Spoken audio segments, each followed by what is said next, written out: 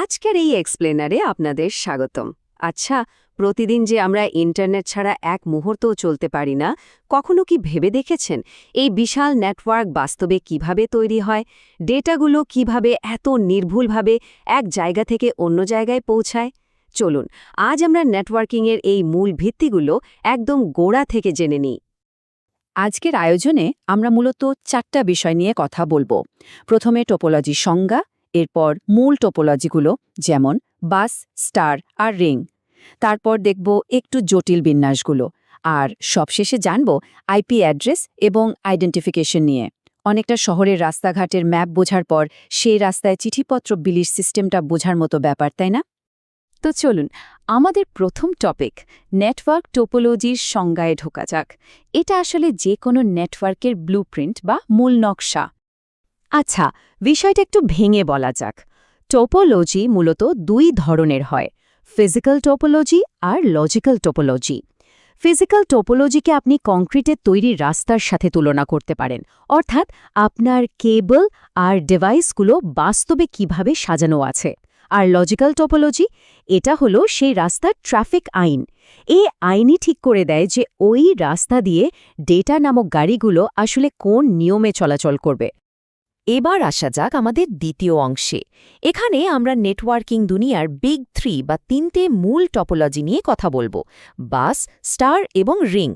এগুলোই মূলত আমাদের নেটওয়ার্কিং শহরের একদম বেসিক রাস্তাঘাট। প্রথমেই দেখুন বাস টপোলজির দিকে। এখানে খেয়াল করলে দেখবেন সব ডিভাইস একটি মাত্র মূল তার বা ব্যাকবোনের সাথে যুক্ত, আর ওই যে দুই প্রান্তে লাল রঙের টি অক্ষর দেখছেন, ওগুলো হলো টার্মিনেটর।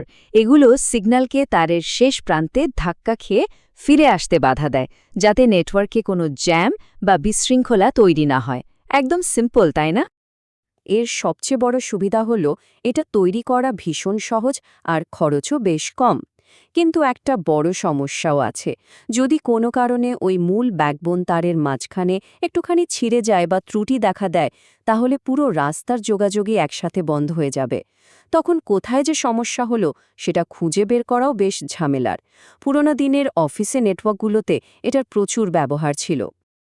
এবার যে টোপোলজির কথায় আসব, তার সবচেয়ে চমকপ্রদ দিকটা হলো এখানে প্রতিটি ডিভাইস সরাসরি একটা কেন্দ্রীয় জাংশনের সাথে যুক্ত থাকে, যাকে আমরা হাব বা সুইচ বলি। তারার মতো দেখতে এই কাঠামোর সব কানেকশন ওই একটা নির্দিষ্ট পয়েন্ট থেকে চারদিকে ছড়িয়ে পড়ে। অর্থাৎ কেউ কারোর সাথে সরাসরি কথা বলে না, যা যাওয়ার সব ওই সেন্ট্রাল পয়েন্ট হয়েই যায়। জানেন তো, বর্তমানে এটাই সবচেয়ে বেশি ব্যবহৃত টপোলজি। আধুনিক হোম নেটওয়ার্ক থেকে শুরু করে অফিসের ল্যানে আপনি এটাই দেখবেন।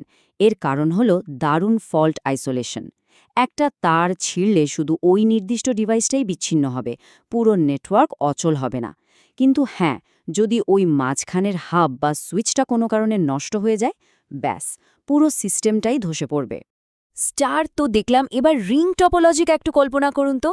এখানে প্রতিটি ডিভাইসটা ঠিক পাশের দুটো ডিভাইসের সাথে যুক্ত হয়ে একটা চমৎকার গোলাকার লুপ তৈরি করে।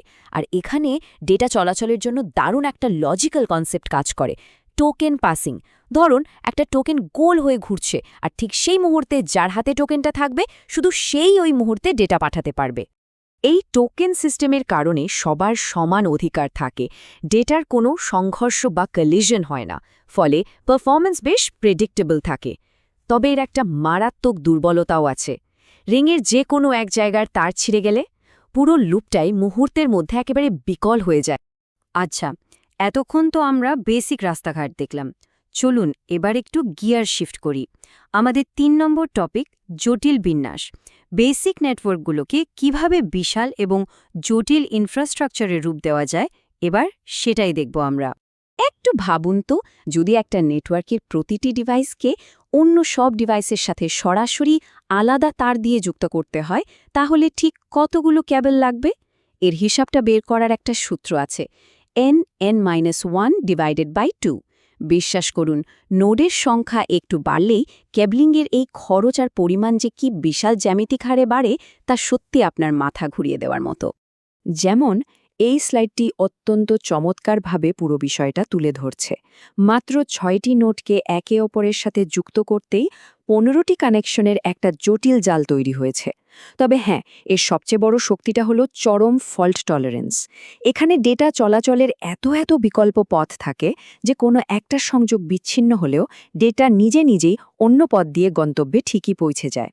এই অবিশ্বাস্য রিডান্ডেন্সি বা ব্যাকআপ ব্যবস্থার কারণে মেশ টপোলজি সর্বোচ্চ লেভেলের নিরাপত্তা দেয়। কিন্তু এত কেবল আর এত জটিল কনফিগারেশনের কারণে এটা মারাত্মক ব্যয়বহুল। তাই সাধারণ নেটওয়ার্কে এর দেখা মেলে না, বরং ইন্টারনেট ব্যাকবোন, মিলিটারি নেটওয়ার্ক বা পাওয়ার গ্রিডের মতো অত্যন্ত সেন্সিটিভ জায়গায় এটা ব্যবহার করা হয়। এরপর আসে ট্রি টোপোলজি। এটা অনেকটা গাছের মতোই। একেবারে উপরে থাকে রুট সুইচ, আর সেখান থেকে ডালপালার মতো নিচের দিকে ছড়িয়ে থাকে লিফ নোডগুলো। বলতে গেলে এটা হলো বাস আর স্টার টোপোলজির একটা অসাধারণ কম্বিনেশন।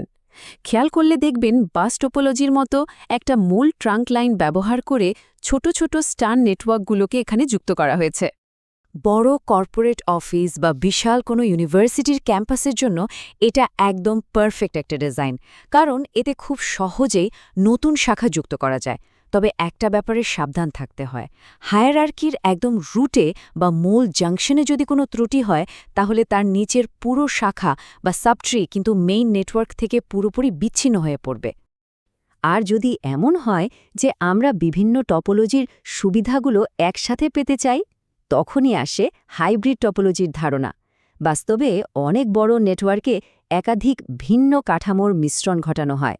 ধরুন দুটো আলাদা বিল্ডিংয়ে স্টার টপোলজি চলছে, তাদের মাঝখানে একটা বাস ব্যাকবোন দিয়ে কানেকশন দেওয়া হলো, আর অত্যন্ত জরুরি ডেটা সেন্টারটাতে রাখা হলো একদম হাই সিকিউরিটি মেশ টপোলজি।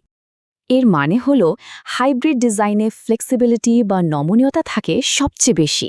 আপনি আপনার প্রয়োজন মতো প্রতিটি সেগমেন্টকে সাজাতে পারবেন। তবে হ্যাঁ, এর ডিজাইনিং আর রক্ষণাবেক্ষণ কিন্তু বেশ জটিল, কারণ কোনো সমস্যা হলে এই ভিন্ন ভিন্ন পাড়া বা টপোলজি সেগমেন্টগুলো কিভাবে একসাথে মিলেমিশে কাজ করছে সেটা বুঝে ত্রুটি বের করা নেটওয়ার্ক ইঞ্জিনিয়ারদের জন্য বেশ চ্যালেঞ্জিং একটা কাজ। আচ্ছা, এতক্ষণ তো আমরা ফিজিক্যাল রাস্তাঘাটগুলো ম্যাপ করে ফেললাম। চলুন এবার আমাদের শেষ টপিক মানে আইপি অ্যাড্রেস এবং আইডেন্টিফিকেশনে মুভ করা যাক।